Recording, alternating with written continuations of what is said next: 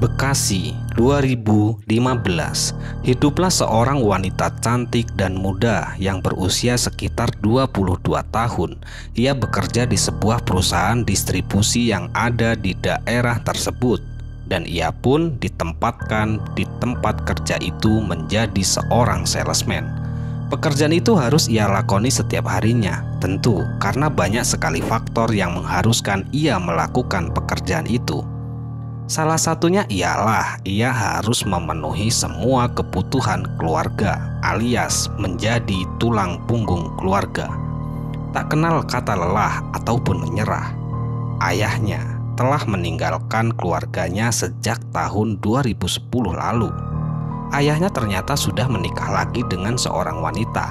Hingga sampai saat ini pun ia dan keluarganya tak pernah tahu di mana ayahnya tinggal. Di rumah, wanita itu hanya tinggal bersama ibu dan satu adiknya yang masih berusia sekitar 10 tahun. Wanita itu bernama Sherly. Ia berasal dari daerah Bekasi, Jawa Barat.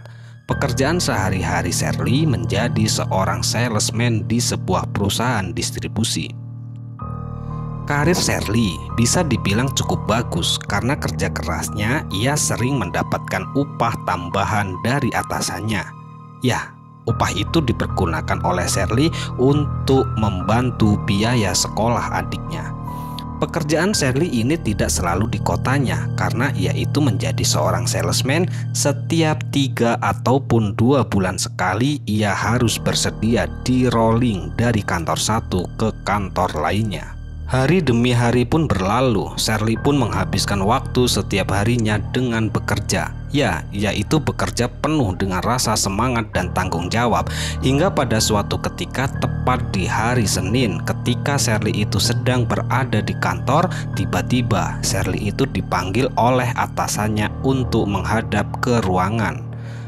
Penuh dengan rasa semangat, Sherly pun langsung melangkahkan kaki menuju ke ruangan atasannya itu. Sesampainya di ruangan atasannya itu, ternyata Sherly itu sudah ditunggu oleh bosnya itu.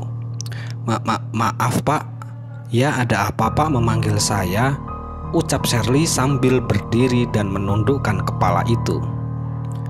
Gini Sher, kamu itu kan kinerjanya bagus. Selama 1 tahun lebih kamu bekerja di sini, omset penghasilan kamu itu selalu naik. Dan memang yang kami harapkan, kami itu mempunyai sales-sales seperti kamu, Sher. Dan sedangkan di daerah Depok itu kan ada satu cabang, di mana cabang itu memang membutuhkan sosok seorang sales seperti kamu. Jadi yang kami harapkan, kamu itu pindah ke kantor Depok dan kamu itu meningkatkan omset penjualan yang ada di daerah Depok sana, Sher. Ucap bosnya itu sambil menatap ke arah Sherly. Iya pak, maaf mau nanya, lalu kapan saya bisa mulai bekerja di Depok ya pak? Ucap Sherly dengan kepala menunduk. Besok kamu sudah bisa bekerja di sana, Sher. Oh iya, ada satu lagi yang saya sampaikan. Nanti kalau kamu sudah bekerja di Depok, setiap tanggal 15 kamu dapat insentif dari kantor sini ya, Sher.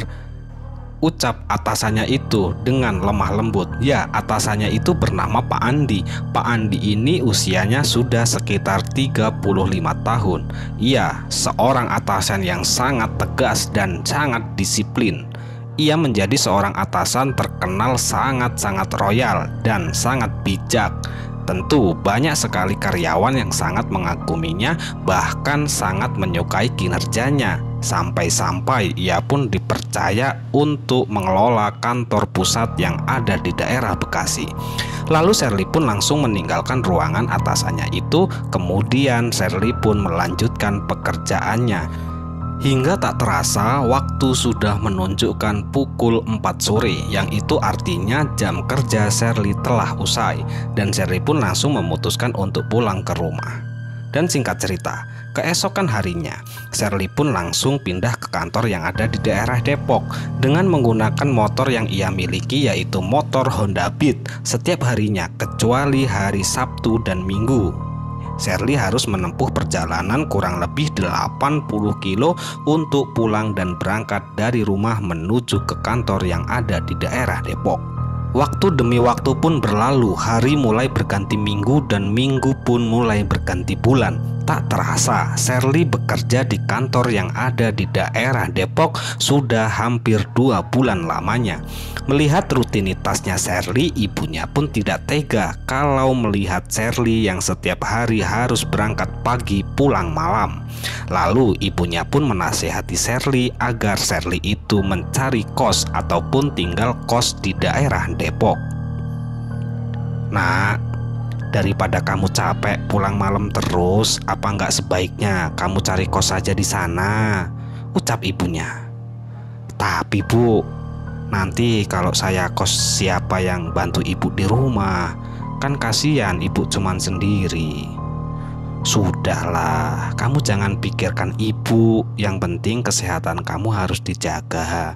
Lagian di rumah kan ada Jono adikmu. Iya sih Bu. Ya sudah deh, kalau maunya ibu begitu, nanti aku cari kosan di sana. Tapi ibu tenang saja, setiap hari Sabtu dan Minggu aku kan libur, jadi nanti aku pulang. Ya sudah, yang penting kamu harus hati-hati dan jaga kesehatan ya nak di sana. Ya Bu, makasih banyak. Ucap Sherly penuh dengan sopan santun dan taat kepada orang tua itu. Malam pun mulai larut. Sherly, ibu dan adiknya pun terlelap dalam tidurnya. Hingga tak terasa hari pagi pun telah tiba. Tepat jam 6 pagi, Sherly pun pamit sama ibunya untuk berangkat kerja. Setelah pamit, dia langsung berangkat dengan menggunakan motor Honda Beat hingga sampai di kantor sekitar jam setengah 9 pagi. Di kantor, Sherly punya seorang teman yang bernama Erwin. Sesampainya di kantor, Sherly pun bertanya pada Erwin, teman kantornya yang kebetulan dia tinggal di kota itu sendiri. Win, maaf nih Win, saya mau nanya nih sama kamu. Di sini ada kos-kosan murah nggak yang deket-deket sini Win? Ucap Sherly. Buat apa sih Sher? Katanya kemarin kamu ndak mau kos, tiba-tiba kamu kok cari kos di sini. Panjang ceritanya Win. Yang jelas saya itu capek setiap hari harus berangkat pulang dari sini ke rumah. Setiap hari loh Win, capek bener aku Win, dan orang tuaku, ibuku itu juga nyuruh aku cari kos saja Win. Kira-kira ada nggak ya Win? Ya nanti coba deh tak ingat-ingat. Kayaknya sih pas aku berangkat kerja itu ngeliat ada kos-kosan kosong deh Sher. Siapa tahu masih ada Sher. Coba nanti kamu kesana saja di tempat. Pokoknya nggak jauh deh dari tempat kos saya. Ucap Erwin itu. Ketika jam kerja pun telah usai, sebelum Sherly itu pulang, Sherly dan Erwin mendatangi kos-kosan tersebut untuk melihatnya. Sesampainya di depan kos, Sherly sedikit tersentak karena kosan itu terlihat aneh dan sedikit menyeramkan. Dari luar, bangunannya mirip banget dengan rumah kuno pada zaman-zaman dahulu. Melihat itu, Sherly pun bilang pada Erwin, Win, rumahnya kok serem banget sih Win. Kamu itu ngasih tahu kos-kosan kok kayak gini sih Win. Loh, kan kamu sendiri yang nyari kos-kosan murah. Mana ada kos-kosan bagus itu murah sih Sher. Yang ada ya kos-kosan murah itu yang bangunannya sudah lama. Ya kayak gini ini murah. Ini paling 1 bulan itu sekitar 400 ribuan. Ucap Sherly. Tanpa basa-basi, Sherly dan Erwin pun langsung turun dari kendaraan roda 2-nya lalu melangkahkan kaki menuju ke rumah pemilik kos itu. Setelah mereka itu sampai di depan pintu, lalu mereka berdua itu pun mengetuk pintu itu hingga beberapa kali mereka itu mengetuk. Akhirnya pintu rumah itu pun terbuka secara perlahan-lahan. Terlihat di balik pintu itu terlihat sosok seorang kakek-kakek tua yang berusia sekitar 80 tahun. Dan kakek-kakek tua itu pun mempersilahkan masuk ke dalam ruangan tamu kepada mereka berdua. Mereka berdua itu pun langsung berbincang-bincang di ruang tamu. Ternyata orang tua itu adalah pemilik rumah beserta kos yang akan Sherly tempati. Namanya adalah Pak Mukhtar. Orangnya baik, kalau bicara sopan dan berwibawa. Setelah mengobrol ngalor ngidul soal harga dengan pemiliknya, mereka berdua diantar ke kos untuk melihat keadaan kos dan kamar yang akan ditempati oleh Sherly. Sherly dan Erwin pun tak melewatkan kesempatan yang diberikan oleh pemilik untuk melihat kos-kosan yang ada di situ.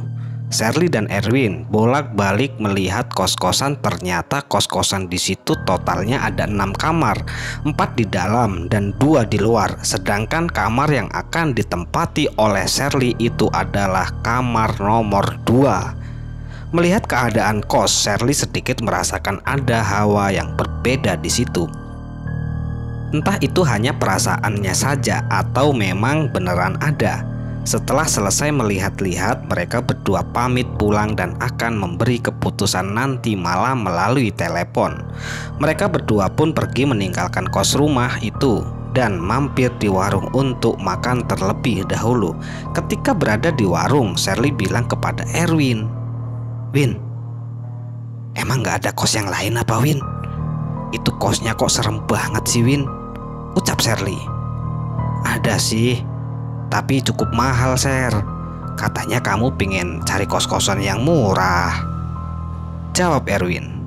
"Iya sih, Win, tapi aku kok sedikit ragu ya, Win. Takut angker, Win." "Udah gak apa-apa, Sher.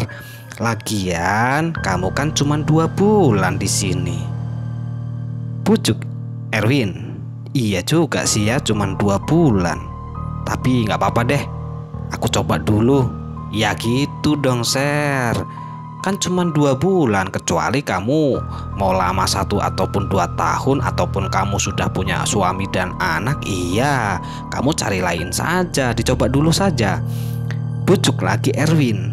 Memang kosan di situ bisa dibilang cukup murah dari kos-kosan lain. Umumnya kos-kosan yang ada di daerah Depok itu berkisar sekitar 800 ribuan.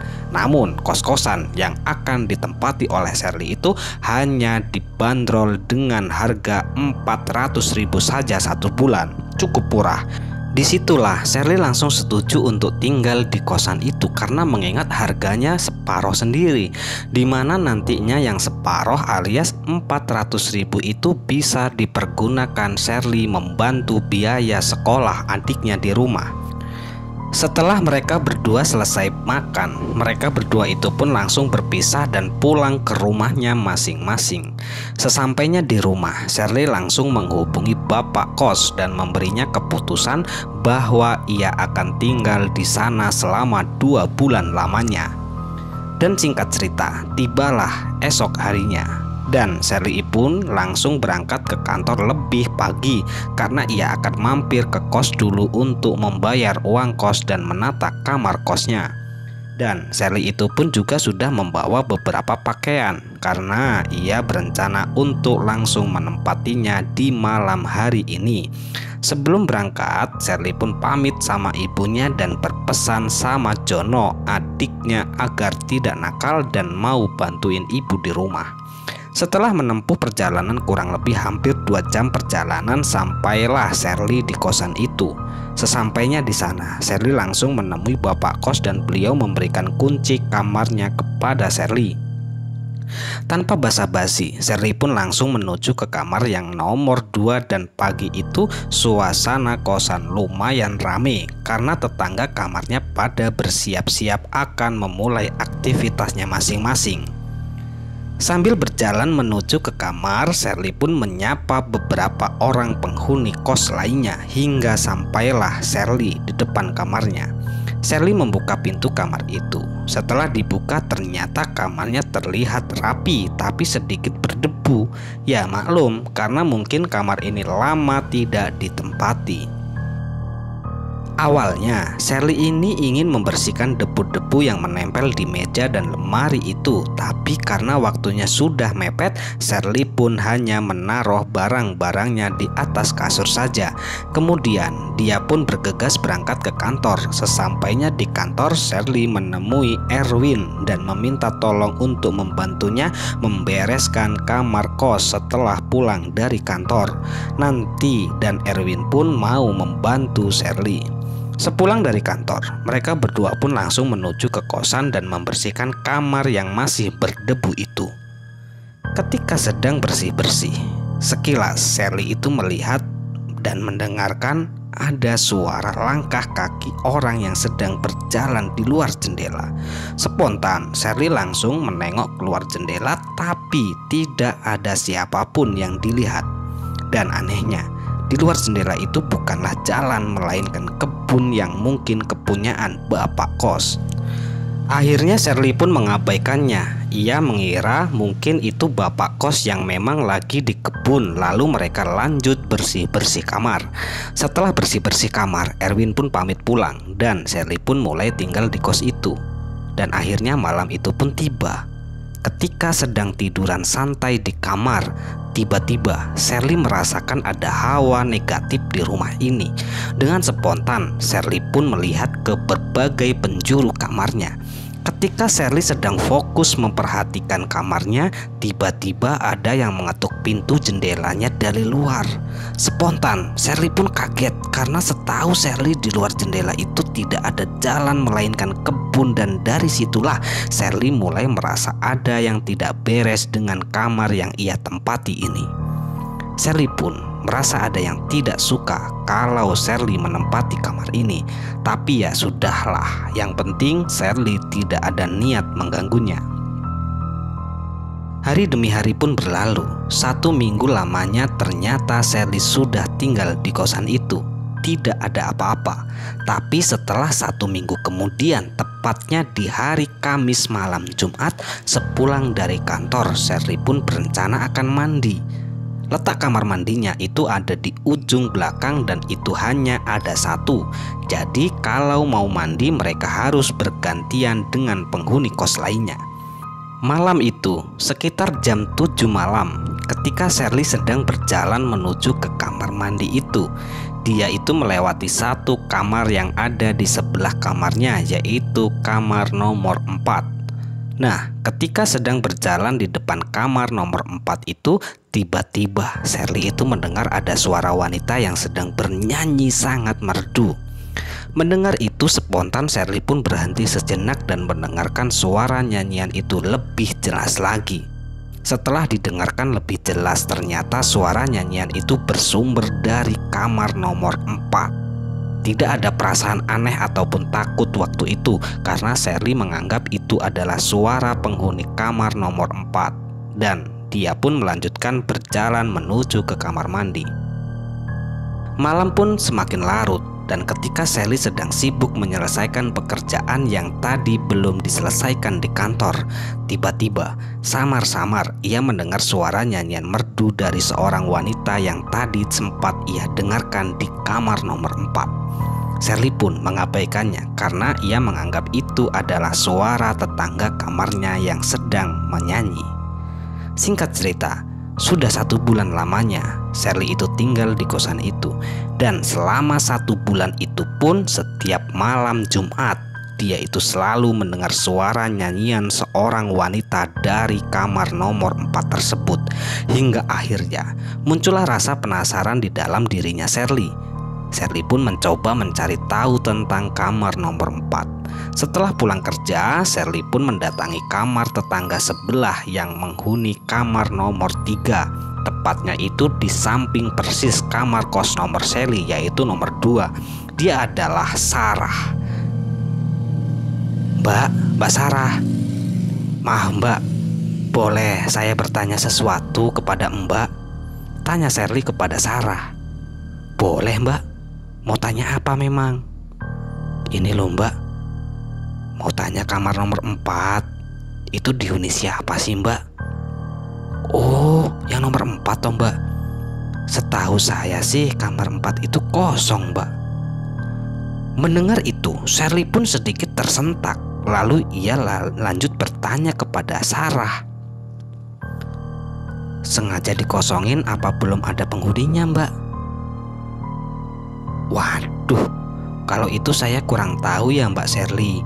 Soalnya saya juga masih baru. Coba tanya Mbak Dewi di kamar nomor 1, ucap Sarah yang tidak tahu banyak tentang kamar nomor 4. "Oh ya sudah Mbak, makasih banyak ya Mbak," ucap Sherly kepada Mbak Sarah. Lalu Sarah balik tanya kepada Sherly, "Kalau boleh tahu ada apa ya Mbak, kok nanya nomor 4? Enggak kok, teman saya ada yang pengen kos di sini Mbak," ucap Sherly sambil berbohong menutup-nutupi kepada Sarah. Karena yang ditakutkan Sherly ketika Sarah itu mendengarkan apa yang ia dengarkan, Sarah pun ikut ketakutan dan ia pun pindah, dan akhirnya Sherly pun harus sendirian. Itu tidak diinginkan oleh Sherly. Sherly pun tidak mengatakan yang sebenarnya pada Sarah karena ia tidak ingin Sarah ikut penasaran atau ketakutan nantinya. Setelah itu, Sherly pun segera pamit dari kamar Sarah dan menuju ke kamar Dewi. Tapi waktu itu Dewi sedang tidak ada di kamarnya. Karena melihat Dewi tidak ada di kamar, Sherly pun ke kamarnya dan menunggu Dewi pulang. Sekitar jam 9 malam, akhirnya Dewi pun datang dan Sherly pun langsung mendatangi kamarnya Dewi. Sesampainya di kamar Dewi, Sherly pun langsung bertanya tanpa basa-basi kepada Dewi. "Maaf Mbak Dewi mengganggu waktunya." "Oh iya ya Mbak Sherly, enggak apa-apa." "Ada apa ya Mbak?" jawab Dewi dengan sopan. Lalu Sherly pun mulai bertanya kepada si Dewi. "Gini loh Mbak, saya mau tanya kamar nomor 4 itu dihuni siapa ya Mbak?" tanya Sherly. Mendengar pertanyaan Sherly, Dewi tiba-tiba terlihat gugup. Lalu Dewi itu menjawab pertanyaan dari Sherly. "Itu kamar kosong Mbak. Mending Mbak Sherly jangan tanya soal kamar itu lagi deh." Mendengar jawaban itu, Sherly semakin penasaran. Dalam hati dia bilang, kalau itu beneran kamar kosong, terus suara nyanyian itu suara siapa ya? Gerutunya dalam hati. Sherly pun kembali bertanya pada Dewi, "Memangnya kenapa sih Mbak? Kalau aku nanyain terus nomor 4? Awalnya Dewi enggan menjawab, tapi karena Sherly terus mendesaknya, akhirnya Dewi pun membuka omongan tentang kamar nomor 4. "Gini loh Mbak, sejak saya kesini kamar itu kosong. Saya tidak tahu kenapa Bapak kos mengosongkan kamar itu. Beberapa kali ada orang baru yang ingin menempati kamar itu, tapi tetap saja tidak diperbolehkan sama Pak Kos," jelasnya Dewi. Mendengar itu, Sherly pun membuka omongan kepada Dewi lagi, melanjutkan rasa penasaran tentang kamar nomor 4 itu. "Tapi gini loh Mbak, setiap malam Jumat saya itu selalu mendengar suara wanita bernyanyi dari kamar itu Mbak. Awalnya sih saya kira kamar itu ada orangnya, jadi saya abaikan terus," ucap Sherly. "Iya Mbak, memang dulu saya juga tinggal di kamar 3, dan kamar 2 yang ditempati oleh Mbak Sherly itu pun saya pernah Mbak. Dan saya juga sering mendengar suara itu, makanya saya pindah ke kamar ini agar lebih jauh," ucap Dewi yang ternyata juga tahu tentang suara nyanyian itu. Hari demi hari pun berlalu. Sherly telah tinggal di kosan itu selama 1,5 bulan. Disinilah Sherly benar-benar penasaran dengan keadaan kos nomor 4 itu, di mana dia itu selalu mendengarkan suara nyanyian dari dalam kamar itu. Selain suara nyanyian dari seorang wanita, setiap malam Jumat pun Sherly itu mendengar sosok seorang anak kecil sedang asik bermain. Karena rasa penasaran yang sangat mendalam, akhirnya Sherly pun memutuskan untuk pindah ke kamar 4. Sherly pun memutuskan untuk menemui Bapak Kos untuk menanyakan perihal kepindahan Sherly dari kamar 2 menuju ke kamar 4. Setelah menemui bapak kos itu, Sherly pun menanyakan. Ternyata jawaban dari bapak kos itu sungguh mengejutkan keadaan Sherly, di mana bapak kos itu tidak mengenankan Sherly pindah ke kamar 4. Disinilah Sherly terus-menerus merayu bapak kos agar bapak kos itu memperbolehkan Sherly pindah ke kamar kos nomor 4. Dan pada akhirnya bapak kos itu pun mengiyakan permintaan dari Sherly. Dan singkat cerita, Sherly pun pindah ke kamar nomor 4, dan disitulah Sherly mulai membersihkan keadaan dalam kamar itu. Di mana di dalam kamar itu seperti pada umumnya kamar-kamar lain, namun ada beberapa barang yang memang tidak ada di kamar-kamar lain. Salah satunya adalah sebuah cermin dan sebuah lukisan seorang wanita yang cantik. Disinilah ketika Sherly itu memandang lukisan itu, rasa bergidik ngeri mulai tumbuh. Sherly pun merasa penasaran dengan lukisan itu, hingga akhirnya Sherly pun mengambil lukisan itu dan mengelap hingga bersih. Waktu pun tak terasa, sore mulai berganti malam dan waktu malam pun telah tiba. Ketika Sherly sedang melihat jam yang melingkar di lengan tangannya itu, ternyata jam sudah menunjukkan pukul 9 malam. Dan akhirnya Sherly pun membaringkan tubuhnya di kasur yang ada di kamar kos itu. Kurang lebih hampir 1 jam lamanya Sherly berusaha untuk memejamkan mata, namun Sherly tak bisa memejamkan mata pula.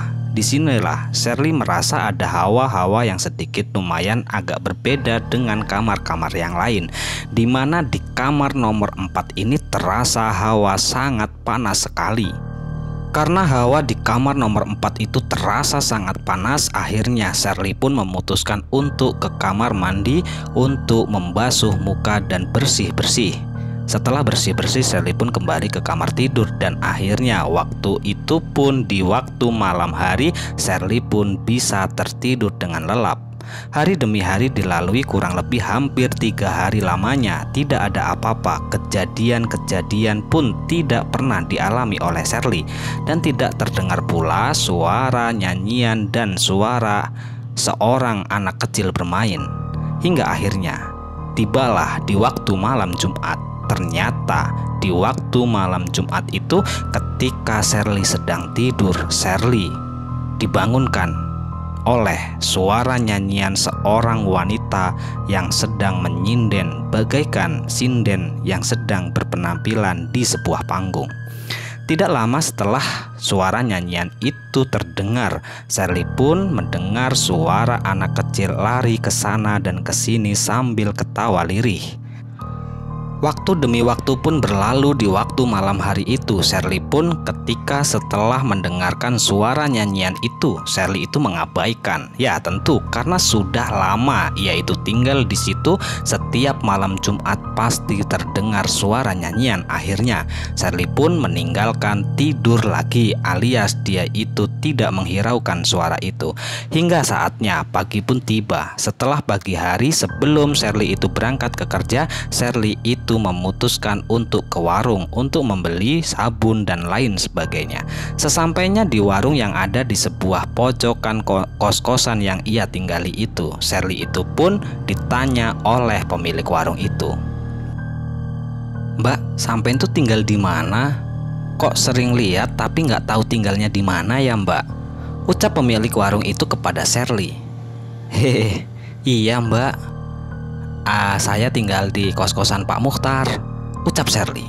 Ketika Sherly menjawab bahwa ia itu tinggal di kos-kosan Pak Mukhtar, pemilik warung itu tersentak dan melatap ke arah Sherly dengan tegang. "Kenapa Mbak kok melihat saya begitu?" tanya Sherly, penuh dengan rasa penasaran. Disinilah pemilik warung itu menjelaskan sejarah kos-kosan yang ditinggali oleh Sherly, alias kos-kosan Pak Mukhtar. Ternyata kos-kosan Pak Mukhtar itu dulunya berdiri di tahun sekitar 1990-an. Saat rumah itu dibangun dan dibuat kos-kosan oleh Pak Mukhtar, memang tidak pernah direnovasi dari awal hingga akhir.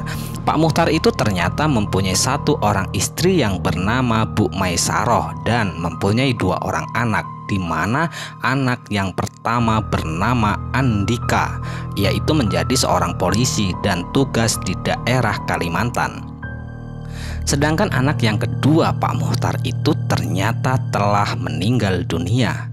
Ya, meninggal dunia setelah kejadian ibunya itu meninggal dunia, alias ketika Bu Maisaroh itu melahirkan, Bu Maisaroh itu tidak terselamatkan nyawanya, langsung meninggal dunia. Kurang lebih hampir 40 hari setelah meninggalnya Bu Maisaroh, anak keduanya Pak Muhtar itu pun menyusul mengikuti jejak sang ibu, meninggalkan Pak Muhtar selama-lamanya. Hingga akhirnya Pak Muhtar itu pun merasa sangat cinta kepada anak dan istrinya. Pak Muhtar itu memutuskan tidak menikah lagi hingga saat ini.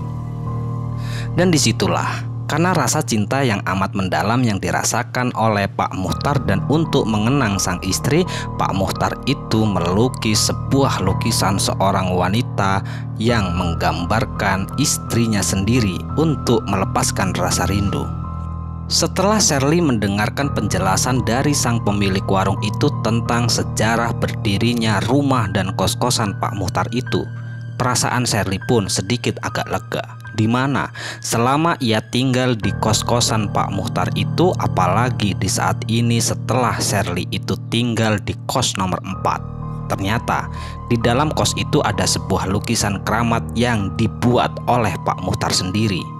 Dan di situ, di setiap malam-malam Jumat, selain mendengarkan suara nyanyian dari Bu Maisaroh, ketika Sherly itu memandang lukisan itu, ternyata lukisan itu seperti bergoyang-goyang alias bergerak-gerak, dan terkadang lukisan itu pun meneteskan air mata. Apakah mungkin Bu Maisaroh itu menjelma sebagai lukisan itu, merasakan kesedihan, ingin sekali bertemu keluarga alias menjadi keluarga yang seutuhnya? Semoga Bu Maisaroh pun ditempatkan di surganya dan diampuni segala dosa-dosanya, karena kepergian Bu Maisaroh itu adalah kepergian yang sangat mulia, di mana ia itu menghembuskan nafas terakhirnya setelah melahirkan anak yang terakhir. Hingga akhirnya anaknya itu pun mengikuti jejak sang ibu tepat 40 hari setelah kepergian sang ibu. Dan semoga Pak Muhtar pun diberi ketabahan dan kekuatan, terutama kesehatan, agar bisa mengenang sang istri tercinta. Selesai. Ya, inilah salah satu cerita yang disampaikan oleh salah satu teman kita ya. Beliau itu menceritakan sebuah pengalaman pernah tinggal di sebuah kos-kosan, di mana tidak sengaja kos-kosan yang ia tinggali itu ternyata sedikit berhantu. Ya, entah itu berhantu ataupun apa ya, yang jelas selama dia itu tinggal di situ memang sering mendengarkan hal-hal yang nggak wajar gitu loh. Nah, ternyata setelah rasa penasaran dari wanita itu yang tinggal di kos-kosan itu, ia itu mencari tahu informasi tentang sejarah kos-kosan yang selama ia tinggali. Ternyata ya, kos-kosan itu pemiliknya adalah Pak Muhtar, dan Pak Muhtar itu memiliki seorang istri yang bernama Bu Maisaroh dan mempunyai 2 orang anak. Anak yang pertama itu bernama Andika, ia itu menjadi seorang polisi dan saat ini itu petugas di daerah Kalimantan. Dan anak yang terakhir itu telah meninggal dunia berumur 40 hari setelah dilahirkan oleh Bu Maisaroh, dan Bu Maisaroh itu pun meninggal dunia setelah melahirkannya. Semoga Bu Maisaroh itu diampuni segala dosanya dan ditempatkan di surganya, dan semoga cerita ini pun bermanfaat dan bisa menghibur. Kami ucapkan mohon maaf yang sebesar-besarnya jika ada kata-kata yang salah yang kami sampaikan, dan kami ucapkan terima kasih banyak kepada teman-teman semua yang telah mendukung kami. Semoga amal kebaikan teman-teman dibalas oleh Allah Subhanahu wa Ta'ala berupa hal-hal yang lebih baik dan lebih bermanfaat dalam kehidupan kita semua. Dan jangan lupa untuk teman-teman semua yang belum mendukung kami, silahkan dukung kami dengan cara klik tombol subscribe-nya, dan jangan lupa nyalakan loncengnya ya, agar tidak ketinggalan cerita-cerita terbaru dari kami. Bye, sampai jumpa di cerita selanjutnya. Akhirul qouli wallahul muwafiq ila aqwamit thoriq. Wassalamualaikum warahmatullahi wabarakatuh.